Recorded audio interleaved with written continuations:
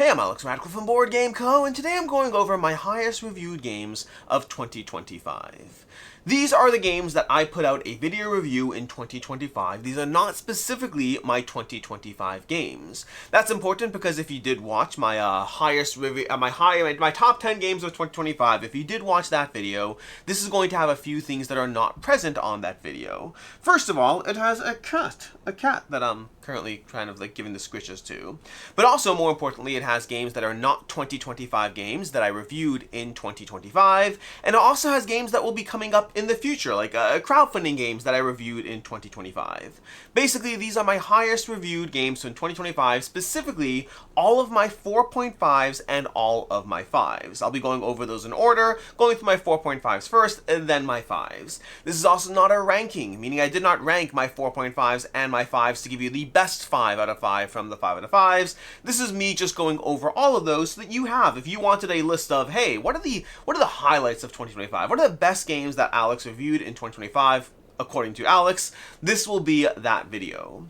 I'm going to dive into it shortly, but first a note, thank you to Allplay for sponsoring the channel. You can check out a variety of things, but today we're going to focus on the fact that you can go ahead and get your hands on a custom table if you go, or a regular table for that matter. You can go to allplay.com and you can check out a regular table, affordable tables like the Jasper and all of that, or you can get a custom table to whatever specifications you want. Check them out at allplay.com. With that said, we're going to go through my 4.5's first, and then we'll get into my 5's. From the 4.5's, and again, I kind of probably should have grouped this. In fact, you know what? I'm going to go ahead. Nah, it's too late now. I should have grouped this into, like, upcoming games for the future, games from 2025, and games from before 2025, but we're just going to go through it in the order that I did these videos. So this is ordered by when I did the video, roughly. I say roughly because, long story short, my own database of when I filmed the video versus when the video went up, it's not an exact correlation, but nonetheless, this should generally cover this. So, we have Casinopolis. Casinopolis is the newest game in the Sprawlopolis series. I really enjoyed it. I gave it a 4.5 out of 5. It felt like it was doing a few things differently. I think Sprawlopolis is still my go-to. Casinopolis had a few things that were not as intuitive, but I still very much enjoyed it. The Morrison Game Factory, I gave a 4.5 out of 5. This is a good time to note that throughout this video, I'm giving you the reviews I gave at the time, but I'll give you my thoughts on them as far as how things have changed. The Morrison Game Factory, I gave a 4.5 out of 5. I think I would bump it to a 5 out of 5. And that's interesting because it's not a game I've played since then. This is an escape room game. You can't play it a second time. But my thoughts on the game, my nostalgia for the game, my wish to be able to play through it again, that has only grown. So even though I gave it a 4.5 after playing it, it has kind of lived rent-free in my head since then. And it's one of those games I can't stop thinking about. I can't stop recommending it. It has only grown in my head since playing it. I'm going to bump it to a 5 out of 5. We have Minos, Dawn of the Bronze Age. Really enjoyed this one, gave it a 4.5. I think it's excellent. It hasn't gone down, it hasn't gone up. It's still exactly where I thought it would be. Daybreak is one that has shrunk a little bit for me. I gave it a 4.5 out of 5. I did say in the review that I am concerned that it's a little bit too samey every time you play it. At the time, I had already played it several times, and I already started to see that. The more I dove into it, the more it did become very samey. I do the same thing every single time I play it. I like that same thing that I do, but it is enough that the game shrunk a little bit for me. I would say it's gone down to a 4 out of 5, but it's still an excellent game. Then we have Link City. Link City is another one that has gone down a little bit for me. I still think it's excellent. I still love it. It's all about placing down buildings and then creating the connections between what buildings make the most sense to place. It's not that dissimilar to a word game such as So Clover or the like, but with buildings that kind of have a thematic link as opposed to a word link. Overall, really enjoy it. I gave it a 4.5 out of 5. Again, it has gone down a little bit for me. I'd say it's a 4 out of 5 right now. Still very much enjoy it though. There's Massive Darkness 2. I gave this a 4.5 out of 5. Massive Darkness 2, I'm kind of surprised I only reviewed it in, maybe I was covering the new one. Maybe that was going on. Maybe I was covering the expansion. Massive Darkness 2, it's a 4.5 out of 5 game for me, and it still very much is. It is one of those games that I wonder if it's a forever game, considering how many big box miniature experiences there are when it's going up against Zombicide and Cthulhu Death May Die. The question is what will get played. For right now, Massive Darkness 2 is still here. I just think it's an excellent game system, and it's different enough that I am reluctant to get rid of it. That said, like, if everything in my collection burned down, I don't think I would repurchase it. There's too many big box miniature games that I don't get to them all, but I am still happy I have it.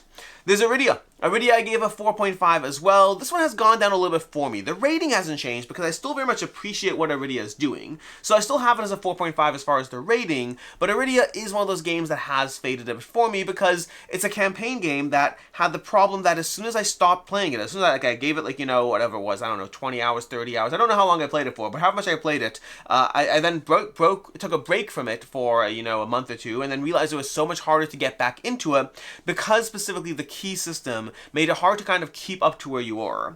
There's a lot of different campaign games out there. I do find campaign games are always harder to dive back into them when you give it a break, but in general, the ones that make it so that I am disincentivized from diving back in because I'm like, I just don't want to deal with figuring out what we were doing. That was a big strike against Arydia for me. I did not finish Arydia, and I don't have plans to finish Arydia. I think it is a brilliant system, but I think it's a brilliant system that has the flaw that if you take a break, it is going to be hard to figure out exactly what you are up to and what you are doing. Hutan. Hutan is another one that definitely faded for me. I give it a 4.5 out of 5. I think I'd demote that to a 4 as well. Hutan is very, very well done. There's a lot of things about it that I really enjoy, and I was very much charmed by it as I first dove into it. That said, the more I've played it, the more I find that I just prefer games like Cascadia and Calico, which are two games I constantly go back to, but they're not the only two games. Spectacular has held strong for me. It's another one of those systems, so it's not like Cascadia and Calico are the only two games that I like in this. They are the two longest lasting, and they are the bar that I grade a lot of these games against. But again, games like Spectacular, I'd have to take a look at my collection, but games like Spectacular have done equally well over time. Hutan was great at first, it has gone down a little bit for me. Ready, Set, Bet gave that a 4.5 out of 5, and I stand by that one, that rating-wise. I did get rid of that one only because I find that Ready, Set, Bet is a game that I never play at home. It's only ever a convention or travel game, and inevitably, I don't really play my copy. I don't think I've ever played my copy. It's possible I have, but I don't think I've ever played my copy. I've only really played it when I travel, and usually, like when I travel to a convention that has it, and so usually it has it. So I did get rid of Ready, Set, Bet. I think it's a very unique experience, and I'm still always happy to play it. It's more just a decision choice as far as what makes sense for my personal collection here. Onward, I gave a 4.5 out of 5. Really enjoyed that one. That's hard for me to really give you an updated opinion on because Onward I gave it a 4.5 for the prototype at the time, but it has already delivered. Since reviewing it, it has already delivered, but I haven't continued to play it since I got it. So that's one where I'll have to give you my thoughts more as I continue to dive into it, but I do think it's one that I'm very, well, excitement-wise, I'm still up there. Gameplay-wise, I'll have to play it more and see. Black Forest, I also gave a 4.5 out of 5. This is one that I can actually see growing. Based on where I am so far in it, I could see it continuing to get better over time. For right now, it's still a 4.5. I don't know if there's anything specific holding it back. I could see it growing. Considering the other types of games that I do give a 5 out of 5, I could see Black Forest growing, but for right now, I'm going to give it a strong 4.5. It's an Uwe Rosenberg game. It's probably my newest favorite Uwe Rosenberg game. But like when I think of it, I'd rather play Feast for Odin or that. I think I'd rather play Black Forest, but also I've played Feast for Odin dozens of times, and I'm still hot on that game. So it's a 4.5 for right now. Black Forest, not Feast for Odin, but we'll see what happens over time. Reichbusters. Reichbusters Reloaded specifically from Monolith Games. I'll give it a 4.5 out of 5. It's only a prototype, so I don't have any new updated information on that for you, but I loved it. I thought Reichbusters did such a good job at improving the Reichbusters system. They took the Reichbusters from Monolith and from Mythic. I mean, Monolith took it from Mythic, and they did just a good job with what they did. That they took a game that I wanted to love and made it a game I actually did love. I really adored the simultaneous action system and how cooperative the game did feel as you were playing through it.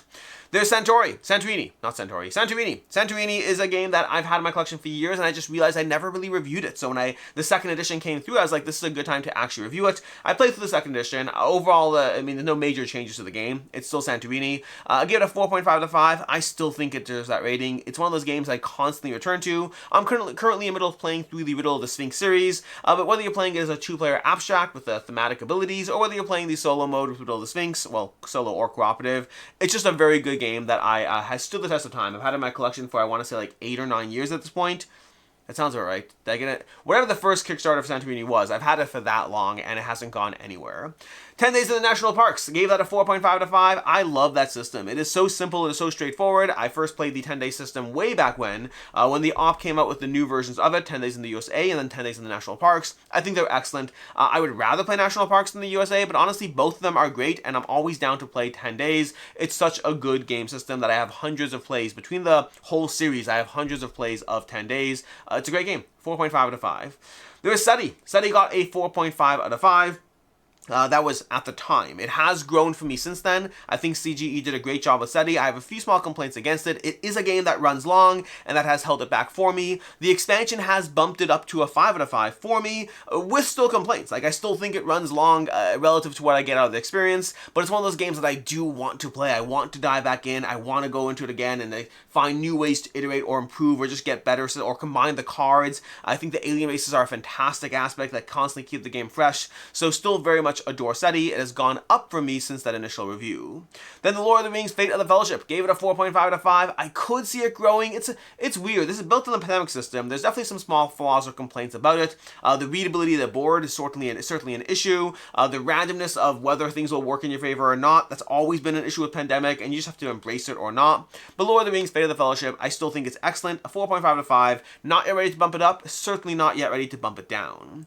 Ink, I gave a 4.5 as well. Ink is an excellent game that kind of has the same system as Framework, Sagani, and Nova Luna, although it's not designed by Uri Rosenberg, and those other three are. But Ink, I think, is actually better because it kind of has that system while giving you giving you variable power tiles that keep the game a little fresher every time you play it. So it is my favorite from those. It is the one that convinced me to get rid of Framework. Those are all great systems. I'm happy to play them on BGA, but Ink is the one, which you could also play on BGA, by the way, but Ink is the one that I have currently, and it's the one that I'm sticking around at least for now. There's Gatsby. I gave that a 4.5 as well. Gatsby is an interesting one from Pandasaurus Games. It is one that my rating is definitely higher than the average. I think it's rated like a 6.7 or something like that. Like, it's not, I don't know why it's so low and I'm so high in that game, but I think it's a really good two-player tug-of-war game. The tracks you're playing on, the way you're constantly trying to sneak the win on your opponent, I think it's so much fun. I do wonder or worry if people play it on Board Game Arena, because I don't think that was the best implementation of the game system. I know that I loved it in person, played it on BGA, and thought it was good on BGA, but thought it was much, much better in person. So I do wonder how many ratings are coming from there. But honestly, most likely it's just that I think I rate it higher than the average person. But that said, it is still a 4.5 out of 5 for me. I think it's an excellent two-player tug-of-war, and I always enjoy a good tug-of-war system. There's the 4 shuffle expansions. This is not 4 Shuffle Dartmoor, this is 4 Shuffle Expansions. 4 Shuffle Dartmoor should be on my list somewhere. Yeah, it is coming up soon. 4 Shuffle Expansions, actually 4 Shuffle's gone up for me. That's a different story. 4 Shuffle expansions, gave them a 4.5 out of 5. I think they didn't really add anything that incredible to the original game, but I still very much enjoyed them for the variability they add. Thinking more accurately, they probably should be an expansion rating wise. They probably should be a 4 for me, because I don't rate expansions based on how good the overall system is, or with expansions. I rate it based on what I think the expansions added. I don't think expansions actually added all that much. So they probably are a 4 out of 5, but my overall enjoyment of 4 Shuffle has only gone up to a 5 out of 5. I adore 4 Shuffle, so read into that how you will. The expansions are okay. The game system is amazing, and I think 4 Shuffle is a good system to have with it. I think 4 Shuffle is excellent. I think expansions just added more variability to it. Logic and Lore. Technically, that one did go up to 25. Yeah, Logic and Lore. Logic and Lore I gave a 4.5 out of 5. I think it's an incredible 2-player deduction game. One of my favorite little fun little 2-player additions to the collection. I enjoy deduction. This is a little bit of memory combined with deduction. It's a fantastic game. Definitely a hidden gem. Check it out. That's Logic and Lore.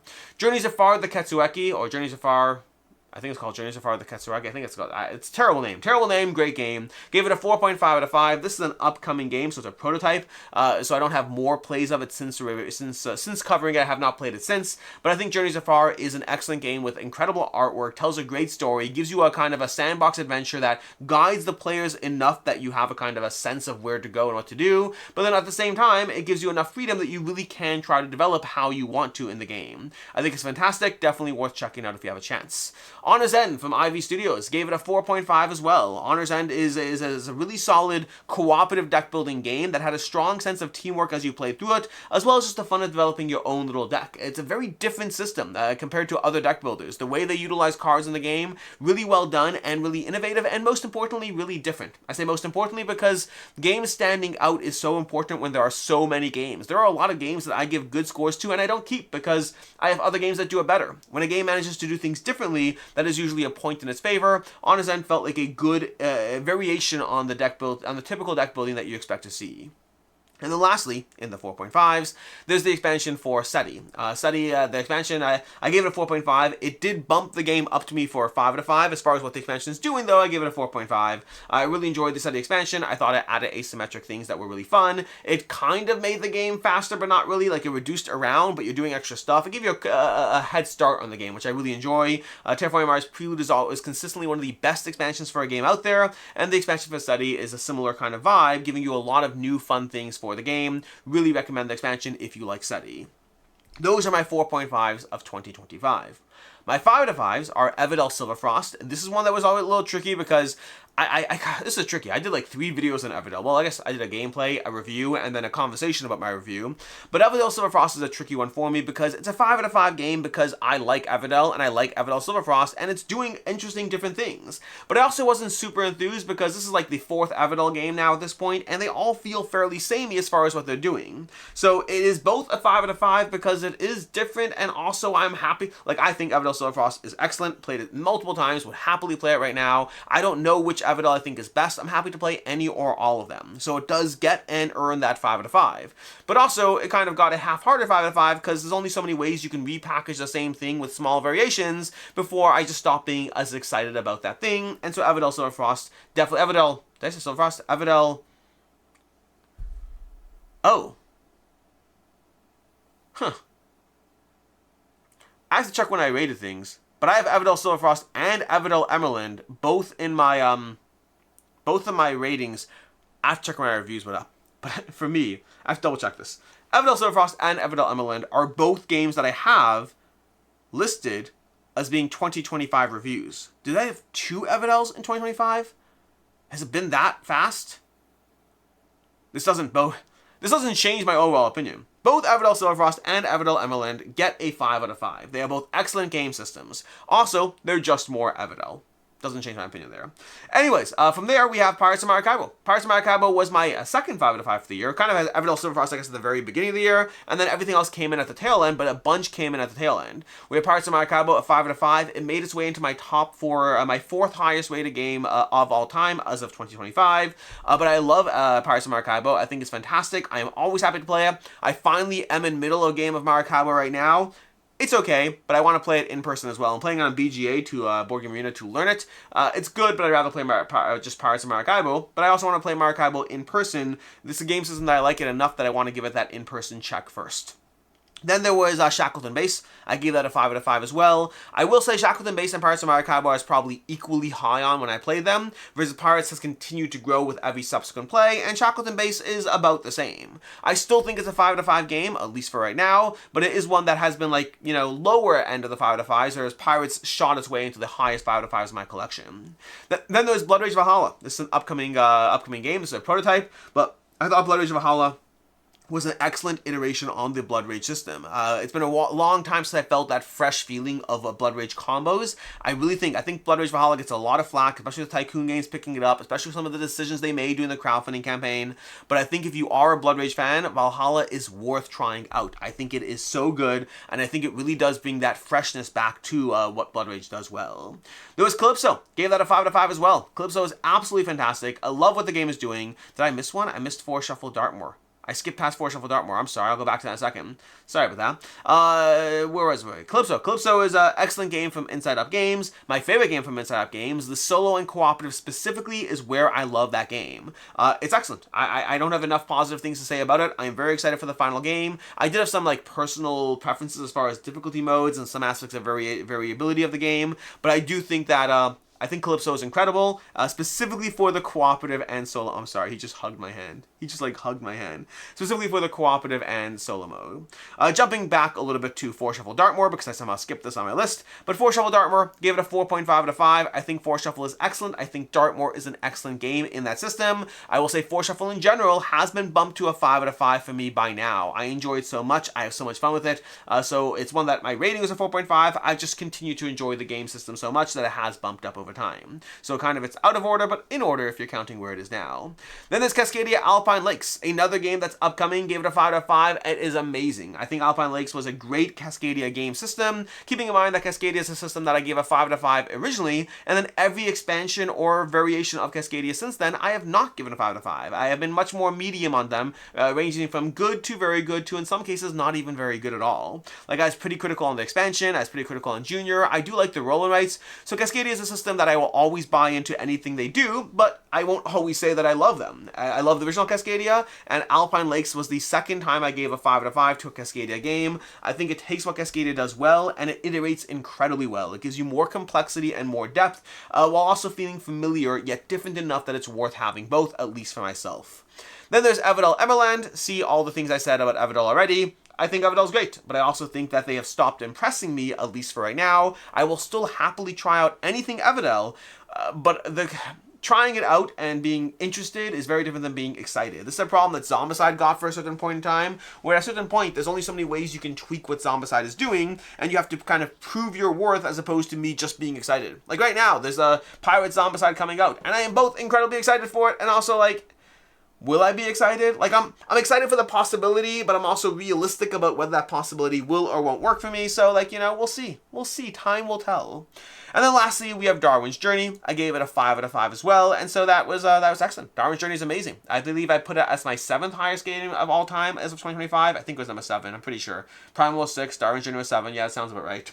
But Darwin's Journey is fantastic. I think it's a lot of fun. I highly recommend it. It's one of those games that I'm constantly playing and iterating on, and still very much enjoying it. Definitely recommend checking it out if you like your mid-weight Euro games. And those are kind of my quick summaries for 2025 highest rated games. That's 1, 2, 3, 4, 5, 6, 7, 8 games that I gave it 5 out of 5, although 2 of them are Everdells and that I'm less excited about, so you can take what you want from those. A bunch of them are upcoming games, a bunch of them are from the past games. There's actually, when I think of 2025 games that really got a 5 out of 5, I don't know if I really have any. I don't think I gave a 5 out of 5 to any 2025 titles. I gave 5 out of 5s to games before 2025 and games coming up next year, but nothing from 2025 got a 5 out of 5. That said, there are games from 2025 that are getting a 5 out of 5. I just didn't review them in 2025. I want to say that there's 2 2025 titles that are getting a 5 out of 5. And you probably saw those in my highest rated games of 2025 because I talked about them, or even just my top 100 as well. I talked about them already, I just haven't reviewed them officially yet. Anyways, with that said, this has been a recap of my highest rated games in 2025. I hope you found this useful as a quick summary of the best, as well as some minor updates on how things have developed or changed over the course of the year. As always, I'm Alex Radcliffe from Board Game Co. Hope you found this video helpful, and until next time, I hope you have a good one.